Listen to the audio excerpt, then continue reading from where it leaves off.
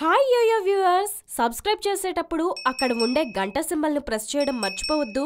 అప్పుడే మీకు any time updates notifications వచ్చేస్తాయి.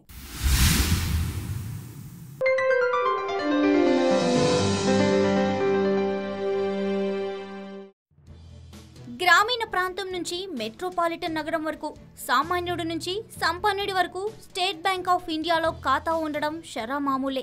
దేశంలో అతిపెద్దదైన ప్రభుత్వ రంగ బ్యాంకు ప్రకటించిన ప్రకటన చూస్తే షాక్ తినాల్సిందే.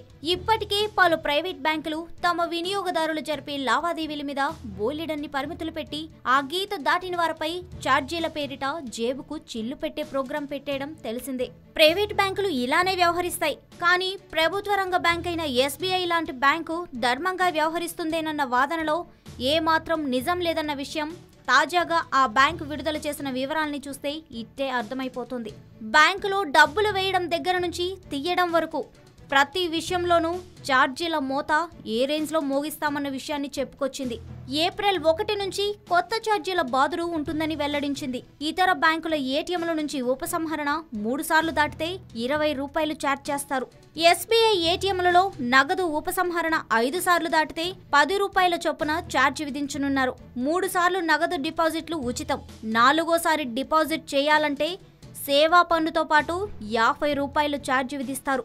మెట్రోపాలిటన్ శాఖల్లో ఉన్న బ్యాంకు ఖాతాల్లో కనీస నగదు నిల్వ 5,000 కంటే తక్కువ ఉంటే సేవా పన్నుతో పాటు ₹100 జరిమానా ఉంటుంది. కనీస నగదు నిల్వ కన్నా ఖాతాలో 50% తక్కువ మొత్తం ఉంటే సర్వీస్ ఛార్జీతో కలిపి ₹50 జరిమానా. SMS అలర్టులకు నెలకు ₹15 ఛార్జ్ ఉందట. ₹1000 వరకు మీరు చేసే యూపీఐ, యూఎస్ఎస్డి లావాదేవీలపై ఎలాంటి ఛార్జీలు లేవు. కరెంటు ఖాతాలో కనీసం ₹20,000 ఉండాలి. బ్యాంకు ఖాతాలో ₹25,000 కన్నా ఎక్కువ మొత్తం ఉంటే సొంత ఏటీఎంల నుంచి ఎన్నిసార్లైనా నగదు ఉపసంహరించుకోవచ్చు. ఎలాంటి ఛార్జీ వసూలు చేయరు. అదే ఇతర బ్యాంకు ఏటీఎంల నుంచి నగదు విత్డ్రా చేసినప్పుడు ఛార్జ్ పడకుండా ఉండాలంటే ₹1,00,000 ఖాతాలో ఉండాల్సిందే. అంటే దీన్ని బట్టి ఎస్బీఐలో అకౌంట్ మెయింటైన్ చేయాలంటే మినిమం ₹1,00,000 అకౌంట్లో ఉండాలన్నమాట. మరి ఇది సామాన్యులకు భారమే కదా.